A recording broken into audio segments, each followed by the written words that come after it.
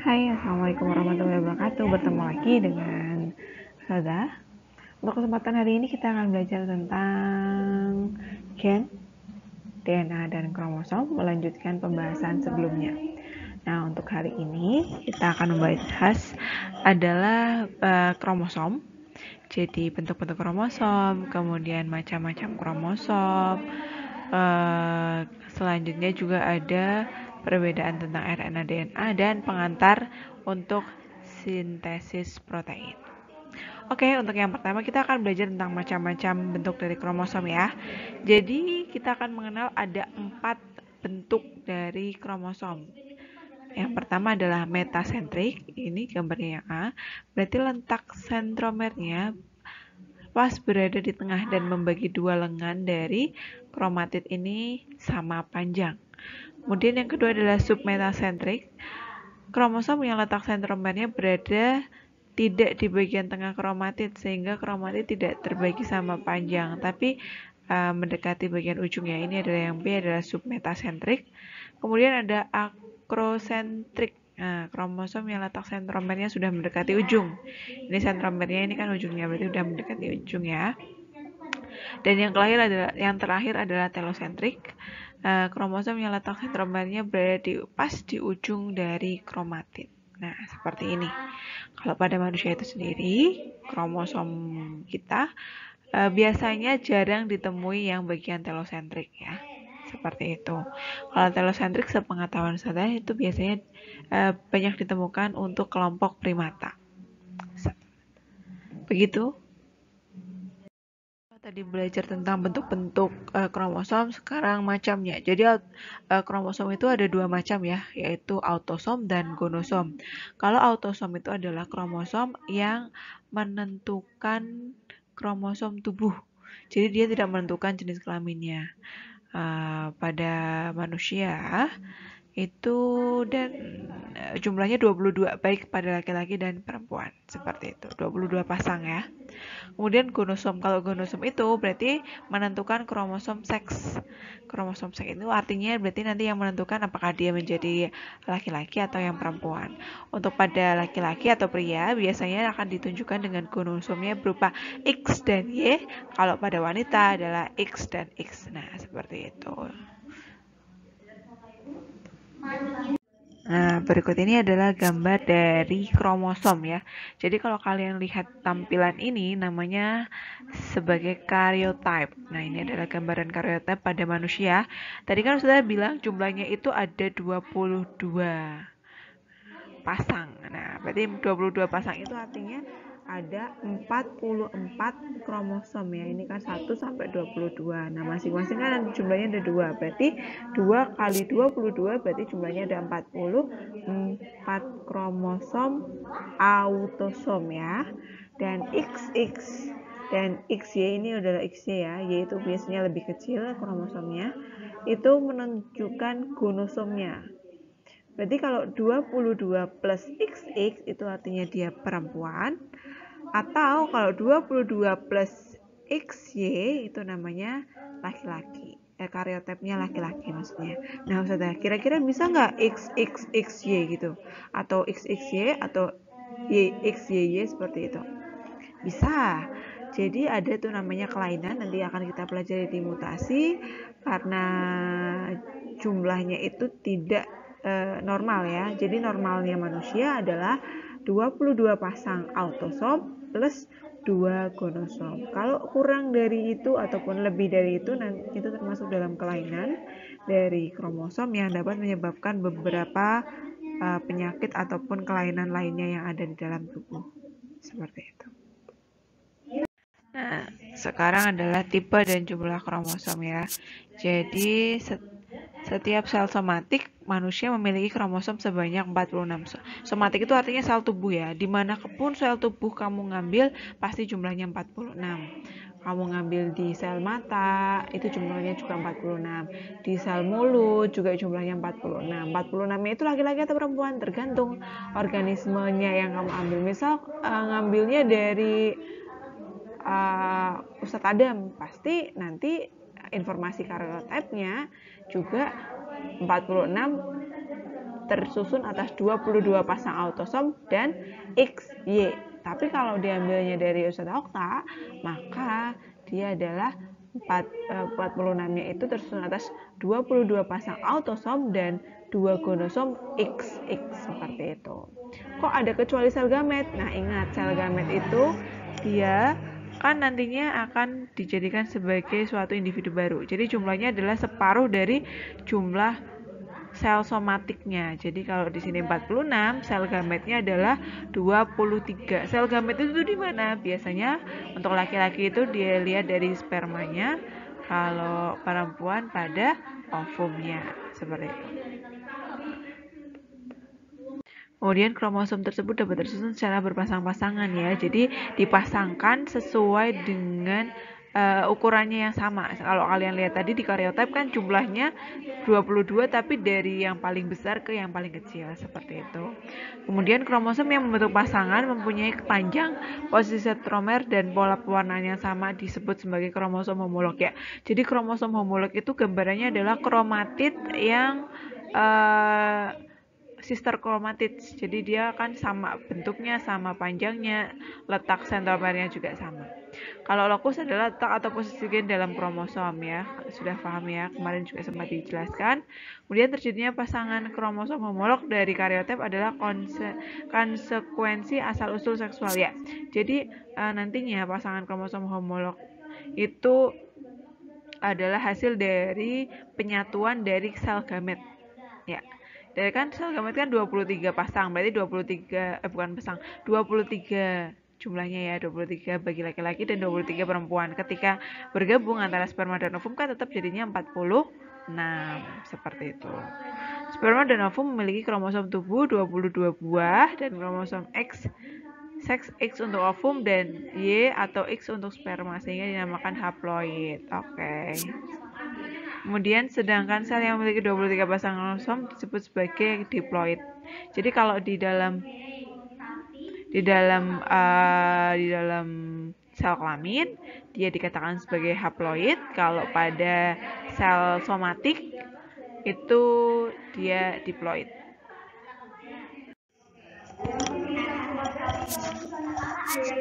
Nah, kalau ini adalah jumlah kromosom pada beberapa jenis hewan-hewan ya.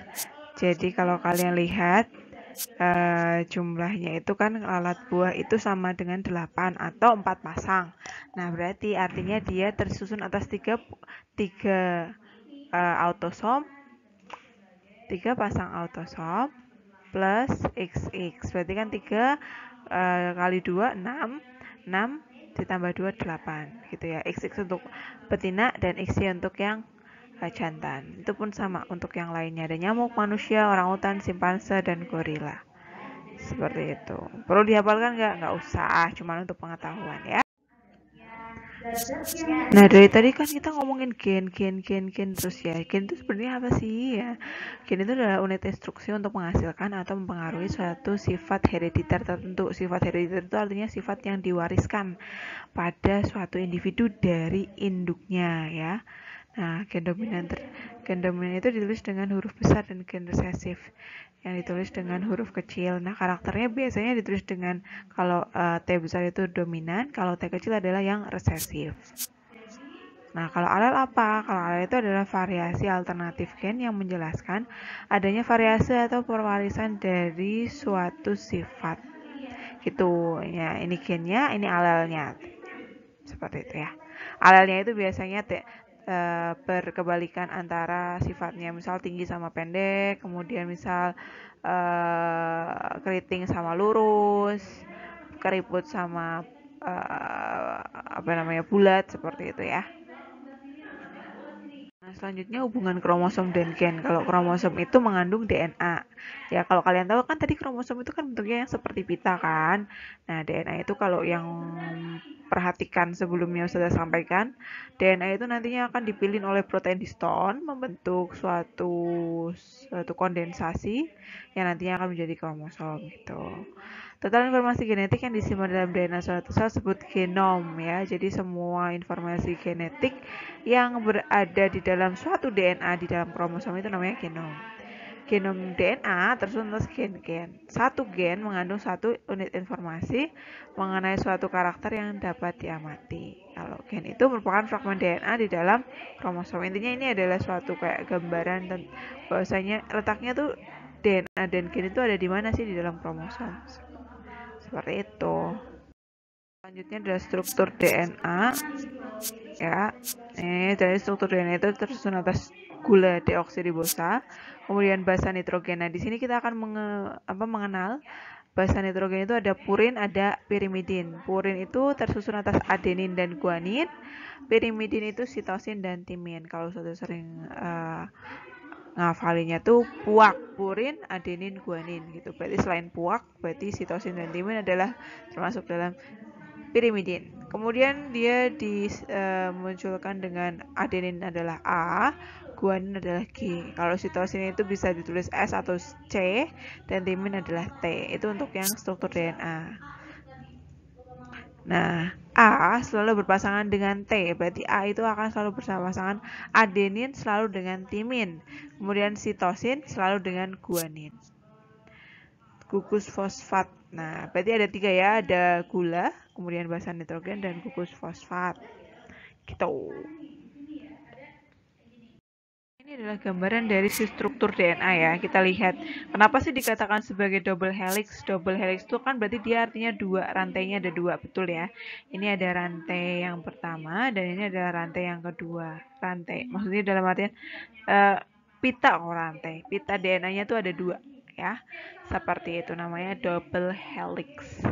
Nah, dua rantai bergerak dengan arah yang berlawanan. Ya, kalau kalian lihat yang satunya itu arahnya menuju ke atas, yang satunya arahnya menuju ke bawah. Nanti berkaitan dengan pengikatan dengan si antara fosfat dan gula ribosa atau deoksiribosanya. Karena nantinya berasal dari 5 aksen atau 3 aksennya itu dilihat dari perikatan antara fosfat dan gulanya itu. Kemudian pita biru menunjukkan rantai 2 gula fosfat. Ya, biasanya disebut juga sebagai anak tangga dan ibu tangga. Anak tangga dan ibu tangga gitu ya. Jadi bagian biru ini sebagai ibu tangganya. Jadi kayak yang biasa kita pegang kalau naik tangga gitu ya maksudnya ya. Itu tuh berarti tersusun atas fosfat dan gula. Gitu. Sedangkan anak tangganya itu adalah gabungan antara dua basa nitrogen yang saling bersangkutan ya, bersangkutan atau berikatan. Biasanya berarti tadi kan A harus berikatan dengan T ya, adenin dengan timin, berarti yang S atau C sitosin berikatannya dengan guanin gitu. Kalau kalian lihat dia juga di sini kan kelihatan ya ikatannya ya, A selalu sama T ya kan, T sama A, kemudian sitosin sama guanin seperti itu. Kemudian selanjutnya adalah yang Ustazah tadi sampaikan, kok ada 3 aksen 5 aksen, kita ngelihatnya mana nih? Setiap gugus fosfat menghubungkan ujung 3 aksen karbon pada gula ke 5 aksen karbon pada gula berikutnya sepanjang rangkanya. Coba kita lihat di sini ya. Yang bulat ini kan fosfat. Kalau yang kotak segi 5 ini adalah untuk yang gula. Kalau kalian lihat di sini ya, ini adalah 3 aksen. Berarti karbonnya itu dia akan berikatan pada gugus gula pada nomor 3. Seperti itu. Dan sebaliknya, pasangan SKO ya. Selanjutnya, kalau yang di sebelah sini kan dia 5 aksen. Berarti gugus fosfatnya berikatan pada gula pada gugus nomor 5 aksen. Seperti ini. Fosfatnya berikatan pada gugus nomor 5. Berarti makanya dia dikatakan sebagai 5 aksen dan 3 aksen karena si fosfatnya ini dia akan berikatan dengan rantai karbon gula pada rantai nomor berapa. Seperti itu ya. Oke, selanjutnya pasangan S dan G memiliki 3 ikatan hidrogen. Kalian lihat di bagian tengah nih, ini adalah ikatan hidrogen yang terjadi antara basa masing-masing basa ya. Ini adalah basa, ada 3 ikatan hidrogen, 1, 2, 3. Sedangkan A dan T atau adenin dan timin itu ada 2 ikatan hidrogen. Itu yang membedakan ya. Kalau yang 3 itu adalah sitosin dan guanin, kalau yang 2 adalah timin dan adenin. Kemudian kedua untai bergerak dari arah 3 aksen 5 aksen yang artinya dia anti paralel ya, karena dia saling berbeda. Ya, sekarang kita belajar tentang polaritas. Maksudnya polaritas itu apa sih Ustaz ya? Oke, polaritas di sini maksudnya itu adalah ikatan antar tadi yang sudah sampaikan ya. Polaritas terjadi karena salah satu ujung rantai DNA merupakan gugus fosfat dengan C5 aksen deoksiribosa, sementara ujung DNA lain merupakan gugus hidroksil dengan C3 aksen deoksiribosa gitu. Maksudnya yang tadi loh, yang ikatan antara fosfat sama gula yang terdekat pada gugus nomor 5 atau gugus nomor 3. Nah, sehingga kalau digambarkan tuh jadi 5 aksen, 3 aksen. Terus A berarti T, T A, T A, G S, T A gitu ya. Jadi dia akan berikatan satu sama lain antar basa yang pastinya A selalu akan berikatan dengan adenin selalu dengan timin dan guanin dengan sitosin gitu ya. Ini untuk DNA, ingat nanti kalau untuk RNA sendiri itu akan berbeda karena di RNA tidak ada T. T akan diganti dengan urasil. Jadi nanti A pada RNA akan berikatan dengan urasil pada basa DNA-nya. Nah, sekarang adalah perbedaan antara DNA dan RNA. Tadi kan sudah menyinggung bahwasanya ada perbedaan di bagian bahasanya ya. Nah, ini kita akan membuat perbedaan antara beberapa parameter ataupun beberapa pembeda. Yang pertama gulanya. Kalau DNA itu deoksiribosa, sama seperti namanya, deoksiribosa nukleat asid ya. Itu berarti deoksiribosa. Kalau RNA kan ribonukleik asid, berarti dia gulanya gula ribosa. Gitu. Kemudian untuk basa nitrogennya tadi, kalau purin itu ada adenin dan guanin di DNA. Kalau di RNA juga sama, ada adenin dan guanin. Kalau pirimidinnya itu adalah timin dan sitosin.